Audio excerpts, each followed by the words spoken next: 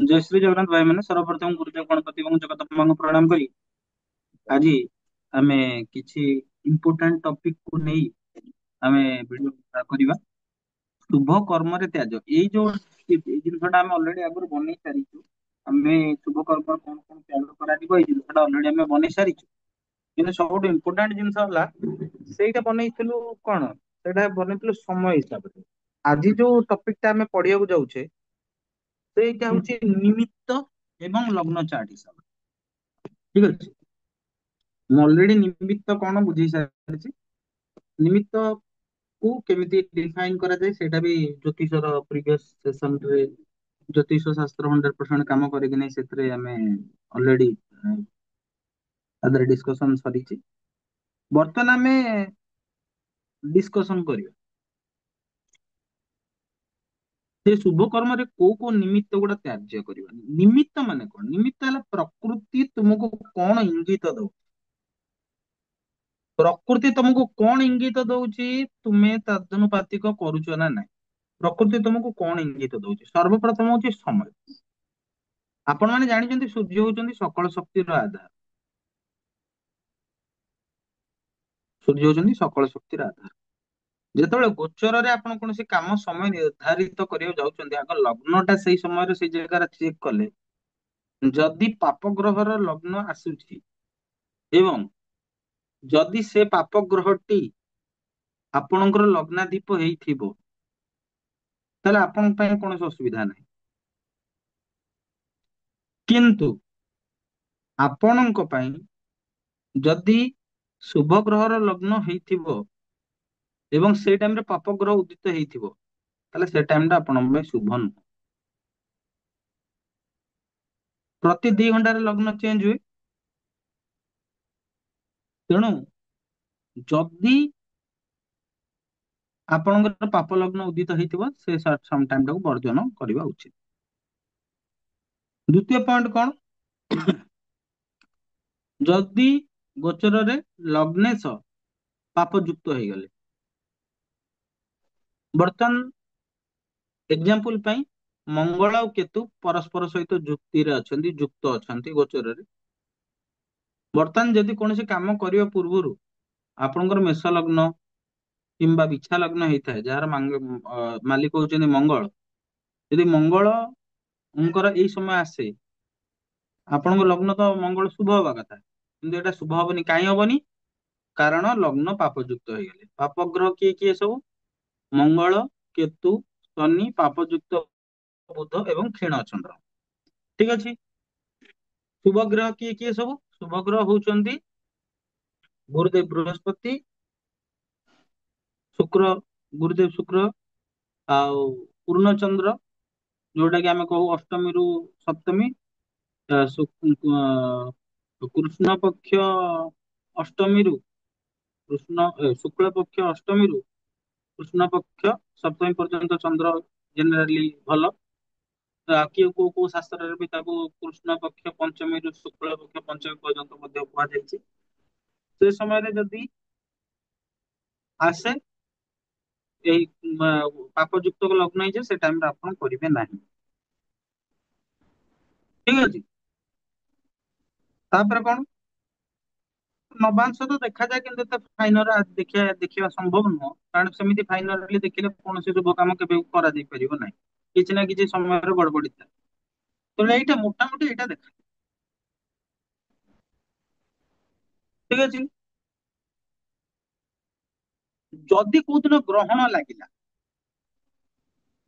ଆଉ ତମକୁ ଡେଟ୍ ମିଳିଗଲା ଆଜି ଗ୍ରହଣ ଲାଗୁଛି, ତାହେଲେ ତାର 3 ଦିନ ପୂର୍ବରୁ ଆଉ ତା 3 ଦିନ ପରେ କୌଣସି ଶୁଭ କାମ କରିବ ନାହିଁ। ସେଇଥିପାଇଁ କୁହାଯାଏ, ଓଡିଶାରେ ମନାଯାଏ ଗ୍ରହଣ ସପ୍ତାହ। ସେଇଥିପାଇଁ ଗ୍ରହଣ ସପ୍ତାହ ବୋଲି କୁହାଯାଏ। ଠିକ ଅଛି। କାରଣ ଗ୍ରହଣ ଟା 7 ଦିନ ଧରି କଣ୍ଟିନ୍ୟୁ କରେ। ଯୋଉ ଦିନ ଗ୍ରହଣ ଲାଗିଲା ତାର ଠିକ 3 ଦିନ ପୂର୍ବରୁ କୌଣସି ଶୁଭ କାମ କରିବ ନାହିଁ କି କୌଣସି 3 ଦିନ ପରେ କୌଣସି ଶୁଭ କାମ କରିବ ନାହିଁ। ଠିକ ଅଛି। ଆଚ୍ଛା, ଯଦି କୋଉଠି ଭୂମିକମ୍ପ ହେଲା, ଭୂମିକମ୍ପର ଝଟକା ଲାଗିଲା, ତାହେଲେ ଭୂମିକମ୍ପର ଝଟକାର 7 ଦିନ ପର୍ଯ୍ୟନ୍ତ କୌଣସି ଶୁଭ କାମ କରିବ ନାହିଁ, ଏଠି ବର୍ଜିତ କରାଯାଏ। ବୁଝିପାରିଲେ କଥାଟା? ତ ପ୍ରଥମ ପଏଣ୍ଟ କଣ ହେଲା? ସମୟର ଚକ୍ରଟା ମୁଁ ବୁଝେଇଲି। ଗୋଚରରେ ଯଦି ପାପ ଲଗ୍ନ ଯୁକ୍ତ ହେଇଗଲା, ଲଗ୍ନ ଯଦି ପାପ ମାନଙ୍କ ଯୁକ୍ତ ହେଇଗଲା, ତାହେଲେ ସେଇଠି ଶୁଭ କାମ କରିବ ନାହିଁ। ମଙ୍ଗଳ, ଶନି, ରାହୁ, କେତୁ, ଠିକ ଅଛି, ଏଗୁଡା ସବୁ ପାପ ଗ୍ରହ, ଏବଂ କ୍ଷୀଣ ଚନ୍ଦ୍ର ମଧ୍ୟ ପାପ ଗ୍ରହ, ଏବଂ ପାପଯୁକ୍ତ ବୁଧ ମଧ୍ୟ ପାପ ଗ୍ରହ। ଯଦିଓ ଏମାନେ ପାପ ଗ୍ରହ, ସେମାନେ ଗୋଟେ ଗୋଟେ ଲଗ୍ନର ମାଲିକ। ତାର ମେଷ ବିଛା ଲଗ୍ନର ମାଲିକ ହଉଛନ୍ତି ମଙ୍ଗଳ ଆଉ ଅ, ଅ, ମଙ୍ଗଳ ନିଜେ। ବର୍ତ୍ତମାନ ଗୋଚରରେ ମଙ୍ଗଳ କେତୁ ଯୁକ୍ତ ଅଛନ୍ତି, ତେଣୁ ମେଷ ବିଛା ଲଗ୍ନ ବାଲା ତାଙ୍କ ସମୟରେ ତାଙ୍କର ଲଗ୍ନ ଉଦିଥିଲା ବେଳେ କରିଲେ ମଙ୍ଗଳ କେତୁ ଯୁକ୍ତ ଥିବାରୁ ସେଟା ଶୁଭଦ ନୁହେଁ। ତାପରେ ପଚାରିବ ତାହେଲେ କୋଉ ଲଗ୍ନରେ କରିବୁ? ତମ ଶୁଭ ଲଗ୍ନରେ କରିପାରିବ। ମଙ୍ଗଳର ଯୋଉ ସାଙ୍ଗ ସାଥୀ ମାନେ ଅଛନ୍ତି, ଯୋଉମାନେ ମଙ୍ଗଳର ମୈତ୍ରୀ ସ୍ଥାପନ କରିଛନ୍ତି, ଜୁପିଟର ହେଲେ, ସନ୍ ହେଲେ, ମୁନ୍ ହେଲେ, କିନ୍ତୁ ସେ ମୁନ୍ ଟା ପୂର୍ଣ୍ଣ ଚନ୍ଦ୍ର ହେଇଥିବା ଦରକାର। ଯୋଉ ଟାଇମ ପିରିୟଡ ଟା ମୁଁ ଜଷ୍ଟ କିଛି ସମୟ ପୂର୍ବରୁ କହିଲି, ଶୁକ୍ଳ ପକ୍ଷ ଅଷ୍ଟମୀରୁ କୃଷ୍ଣ ପକ୍ଷ ସପ୍ତମୀ ପର୍ଯ୍ୟନ୍ତ ଚନ୍ଦ୍ର ଶୁଦ୍ଧ ଥାଏ। ସେ ଟାଇମ ରୁଦ୍ଧ ହେଲେ କରିବ। ଗ୍ରହଣ ଲାଗିବାର 3 ଦିନ ପୂର୍ବରୁ କୌଣସି ଶୁଭ କାମ କରିବ ନାହିଁ। ଗ୍ରହଣ ଲାଗିଲା ଯୋଉଦିନ ସେଦିନ ତ୍ୟାଗ। ତା ଗ୍ରହଣ ଲାଗିବାର ପୁଣି 3 ଦିନ ପରେ କୌଣସି ଶୁଭ କାମ କରିବ ନାହିଁ। ଏବଂ ଭୂମିକମ୍ପ ହବାର 7 ଦିନ ପର୍ଯ୍ୟନ୍ତ କୌଣସି ଶୁଭ କାମ କରିବ ନାହିଁ। ଠିକ ଅଛି। ତାପରେ କଣ ହୁଏ ନା ନକ୍ଷତ୍ର ଦେଖାଯାଏ। ଆଚ୍ଛା, ନକ୍ଷତ୍ରରେ କଣ ଅଛନ୍ତି? ଜନ୍ମ, ସମ୍ପଦ, ବିପଦ, କ୍ଷେମ, ପ୍ରତ୍ୟରି, ସାଧନ, ନିଧନ, ମିତ୍ର, ଅଧିମିତ୍ର, ଏମିତିଆ ନକ୍ଷତ୍ର ଅଛନ୍ତି। ସେ ସେଇ ନକ୍ଷତ୍ର ଗୁଡାକୁ ଆପଣ ମାନେ ଭଲସେ ଚେକ୍ କରିବେ କି କୋଉ ନକ୍ଷତ୍ରର କୋଉ ନକ୍ଷତ୍ର ସହିତ ଭଲ ରିଲେସନସିପ ଅଛି, ଆଉ ଭଲ ରିଲେସନସିପ ନାହିଁ, ସେଇ ନକ୍ଷତ୍ରକୁ ମଧ୍ୟ ସେଠି ଚୁଜ୍ କରନ୍ତି, ଚୁଜ୍ ରେ ନିଏ। ଠିକ ଅଛି।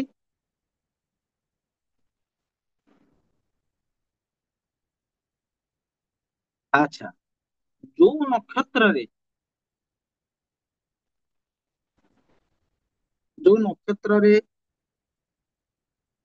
ଆପଣଙ୍କ ପାଇଁ କି ଆପଣଙ୍କ ପାଇଁ କି ଜେନେରାଲି 3, 5, 7 କଣ?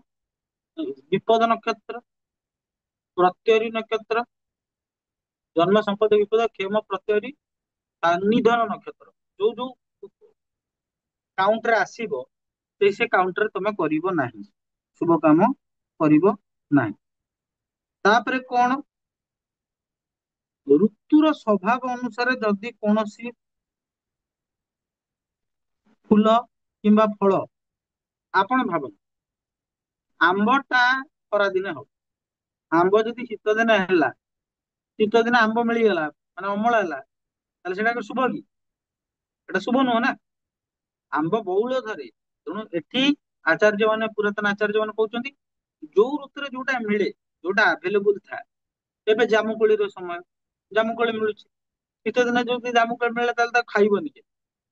ଠିକ ସେମିତି ସମୟ ହିସାବରେ ଯୋଉ ଦେଖନ୍ତୁ, ପ୍ରକୃତି ଏମିତି ଡିଜାଇନ ହେଇଛି ପ୍ରତ୍ୟେକ ଏରିଆକୁ ନେଇକି। ମୁଁ କହୁନି ଯେ କେବଳ ଆମେ ଓଡିଶାର ଡିସ୍କସନ କରୁଛୁ ବୋଲି, ପ୍ରକୃତି ସନାତନ ପରମ୍ପରାର ପ୍ରତ୍ୟେକ ଷ୍ଟେଟ ଯୋଉ ଅଛି, ସେ ଷ୍ଟେଟ ରେ ଏଇଭଳି ଭାବରେ ତାଙ୍କୁ ଜଳବାୟୁ ଅନୁସାରେ ସୃଷ୍ଟି ହେଇଛି ଜିନିଷ, ପ୍ରତ୍ୟେକ ଋତୁ ଅନୁସାରେ କିଛି ନା କିଛି ଜିନିଷ ହୁଏ।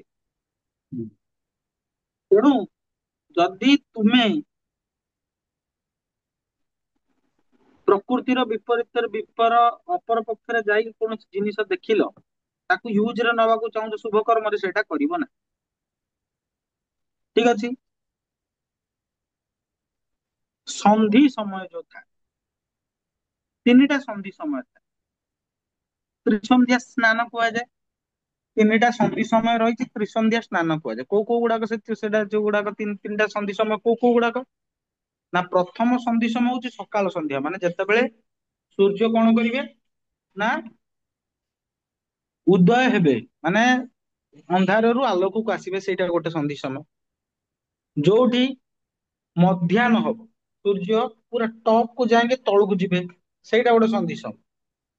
ଯୋଉଠି ସନ୍ଧ୍ୟା ମାନେ ରାତି ଆସୁଥିବ, ରୋଷେଇରେ ଯୋଉ ଗୋଟେ ସନ୍ଧି ସମୟ, ଏଇ ଯୋଉ ତିନିଟା ସନ୍ଧି ସମୟ ରହିଛି, ସେ ତିନିଟା ଏ ତିନିଟା ସନ୍ଧି ସମୟରେ ଆପଣ ଜେନେରାଲି କୌଣସି ଅନ୍ୟ କାମ କରିବାକୁ ବାରଣ କରାଯାଏ, ଶୁଭ କର୍ମ କରିବାକୁ ବାରଣ କରାଯାଏ।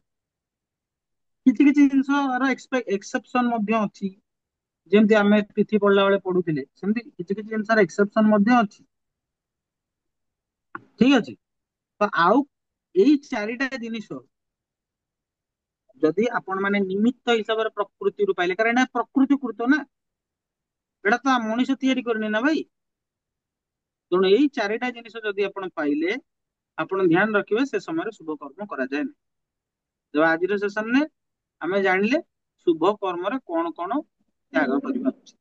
ଆଜିର ସେସନ ପାଇଁ ଏତିକି। ବନ୍ଧୁ, ଜୟ ଶ୍ରୀରାମ।